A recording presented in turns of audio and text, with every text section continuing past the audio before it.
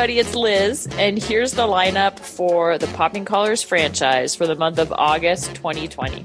Betsy, Greg, Ricardo, and I talk time travel with a conversation about all of the possibilities and pitfalls of traveling to the past.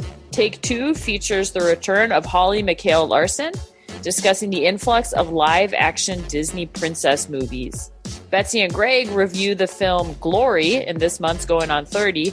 And also, don't forget, you can vote for our Going on 30 awards by going to our website, poppingcollarspodcast.com. Shayna Watson and Greg continue to boldly go through 6 episodes of Star Trek on The Sacred Six.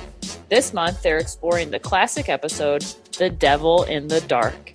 Finally, and this is very exciting, Ricardo and I are hosting a brand new mini version of the Popping Collars Book Club at the end of this month.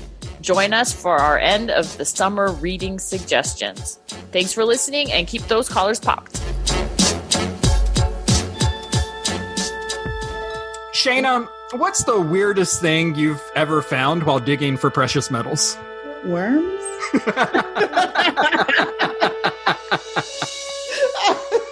no buried treasure. There's no buried treasure in Lancaster, Pennsylvania. No, not at all. This is The Sacred Six.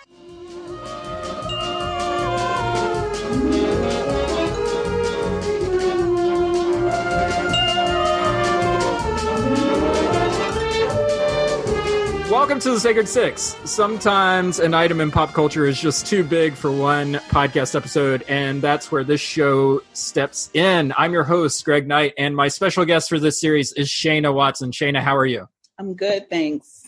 We continue to boldly go through 6 episodes of Star Trek, and this month we find ourselves at Season 1, Episode 26, The Devil in the Dark. Here we go. It's our 1-minute plot synopsis. Okay, I'll tell you what. I'll take this one. Since I sprung it on you last time. Here, I'm going to put 1 minute on the clock here. Okay, The Devil in the Dark. This episode starts with a mining colony, and a few of the miners end up getting burned alive, and it becomes a mystery of what is down in the hole that's been killing these miners. Kirk and Spock go down to investigate on the planet, and what they find at the center is an alien creature that they have no idea what it is or what it wants. It is kind of like a blob that can't communicate except telepathically through Spock. And what they realize is that this creature has been living in the center of this planet, laying its eggs, trying to survive, while the mining colony has been invading its home. And they end up working out a situation where the miners can mine and the creature can live, and the Enterprise leaves. The end. Okay, I just made it. Just barely. I looked at the clock and I had 5 seconds. That's too much pressure, the 1-minute plot. Okay. You did great. Devil in the Dark. What was the moment that stood out most to you in this episode, Shayna? The title in and of itself came to mind when Kirk and Spock were in the cave, and Spock is doing his mind read, becoming, his empathic exercise when he's reading the mind and becoming one. But for me, it was like, well, who's really the devil? Who's really the devil in the dark? Is it this creature in this cave that was trying to protect its babies? Because ultimately that's what they ended up finding out, is that, when these quote unquote space invaders came down and started mining in their caves, they were disrupting a habitat. Mm-hmm. And so quite naturally, in defense of one's home and children, she was defending her, or he or it was defending itself. Mm-hmm. So it started killing people. Mm-hmm. But then, of course, they eventually learned to live together, even though they both thought the other was ugly. And it found Spock's ears very attractive.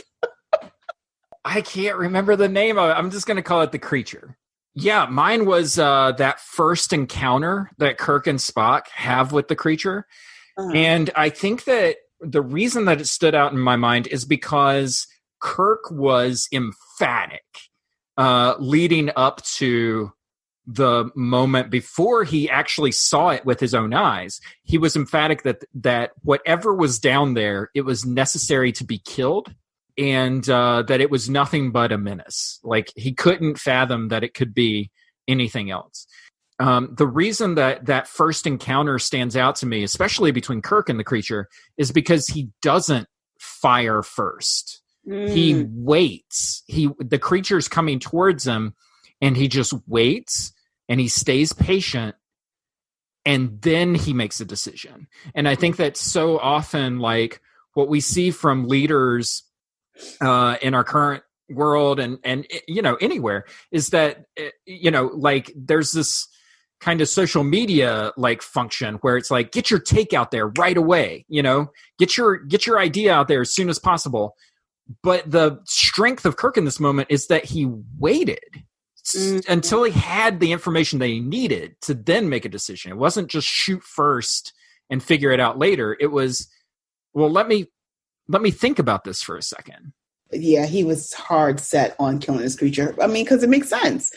Every time someone goes down there, I think the quote was, whenever someone goes down, they die. Mm-hmm. And I mean, the whole episode starts off with this fear-based trauma, that they were the victims. Mm-hmm. That they were being terrorized by this thing no one can identify. They couldn't, I think one person was able to injure it or to have a direct shot, but, it created more fear because the thing never died. It continued to come back. Yeah. But then by the end of the episode, I mean, everyone's like working together.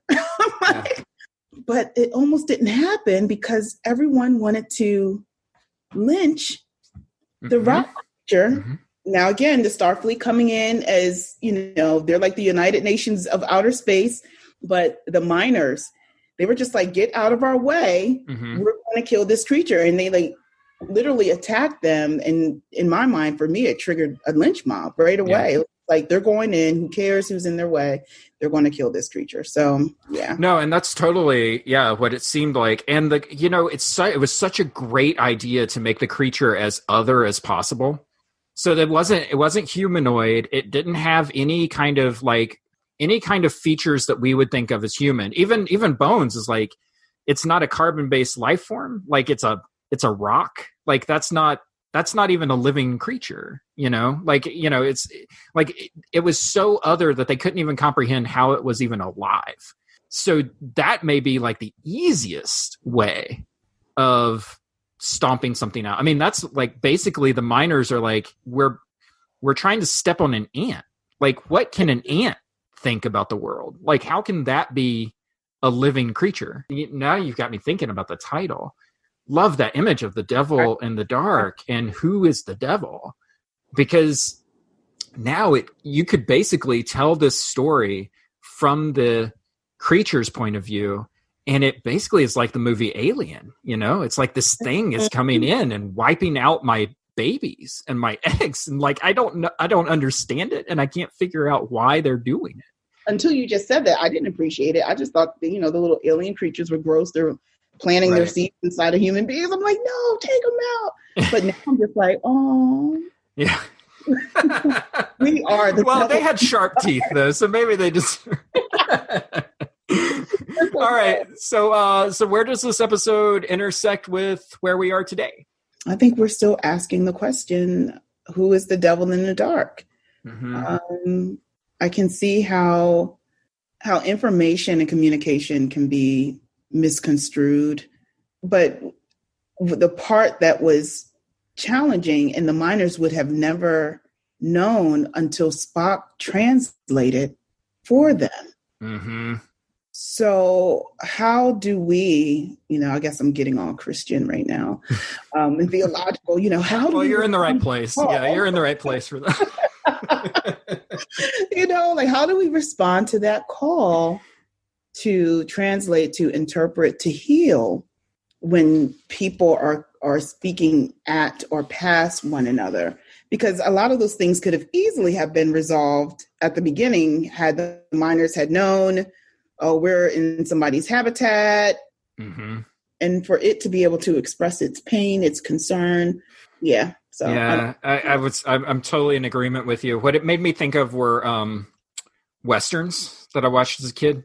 And yeah, it makes me think of like all of that media that showed the white colonizers as heroes going out into the frontier. And they would run across cultures that they didn't understand and didn't see as human and would just wipe them out. And they were celebrated in our media for years and years and years. They were celebrated. Like this was a telling of that story, but it was undercutting all of the messages that you would have been getting out of the Westerns. That's an excellent point, because now we're talking about the colonizer and colonization and the violence that comes with that. And I believe with this particular episode, The Devil in the Dark, it presented a really ideal ending. Mm-hmm. But we all know it doesn't always end like that, where everyone's like, oh, we'll get along and share our space. It often ends with death and devastation, the rape and pillaging of in this case, of those caves, of those mining caves, and the fact that the creatures they were willing to make space for the people who were not from there. They were able to make space for the miners in a very loving way, despite its pain. And I think too, because I love Bones, if I'm not mistaken, this was like one of the beginning episodes where he really started talking about that I'm a doctor, not a blah, blah, blah. Not a mason worker or something? Yeah. It was like, not a bricklayer. Not a bricklayer. Yeah. I died. I rewound that part like 5 times. I don't know if rewound is a word. No, I'm totally with you. Like on the Spock thing. Oh my gosh, that's such a great point, because you're right. It's about communication and empathy. Captain, you're aware of the Vulcan technique of the joining of two minds. You think you can get through that thing? Possible. I'll try.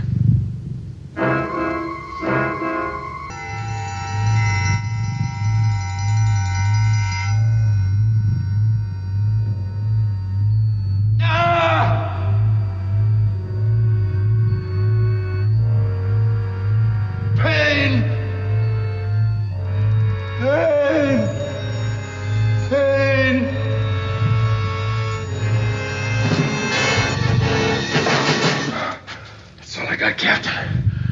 Waves and waves of searing pain. It's in agony. And the first word that Spock says when he communicates with the creature is pain, and he feels it. So it's not just communication. Like, you can communicate with somebody and still not understand where they're coming from. True communication requires empathy. You have to be able to feel what the person is communicating to you. We just had church. I put my hands in. I speak in tongues. It's 100%. I totally didn't see that until you just pointed it out. Yeah, Spock is so key in that moment, because it's not just about understanding what the creature wants. It's about feeling what the creature needs. Absolutely. And he is the non-emotional character, but he's an empath. The person who doesn't feel the most feels the most. Oh my gosh. What a great episode. Who is your MVP of the episode? Sounds like you're leaning Spock for this. Definitely Spock. And Bones is my guy. He does some weird stuff. And when he said, I'm a doctor, not a bricklayer, and the fact that he made me rewind that special part, because on Netflix you can do like the little 10-second rewind. Yeah. Hit that thing at least 5 times. I'm like, did he just do it? No, he didn't. So yeah, definitely Spock for MVP 1, and then nice. Runner up. How about you? I'm gonna go Kirk. I think the reason I'm gonna go Kirk as MVP is because he was convinced to kill the creature on sight, and he moved from that to trying to understand it in the moment that he was confronted with it. And like, I was just thinking of that idea of Westerns. So much of a Western is built around this gunslinger, and can you shoot first before the other person shoots you? And Kirk had a moment where he could have been a gunslinger, and instead he opted to be a reconciler, or someone who wanted to understand rather than kill. Dan Spock. I mean, honestly, it's Spock. I had to I had to think of a reason it could be Kirk. It's Spock. Spock's the MVP. All right. Always Spock, but Yeah. It's basically let's take it as a given that Spock's going to be MVP. We're probably going to say other names, but really we're all thinking it's Spock this whole time. That is another adventure in the Captain's Log. Next up, we'll be heading to season 1, episode 29, City on the Edge of Forever. Roundly considered to be the best episode of the series, but we'll be the judge of that. So we'll see you then. Star trekking across the universe. On the Starship Enterprise under Captain Kirk. Star trekking across the universe.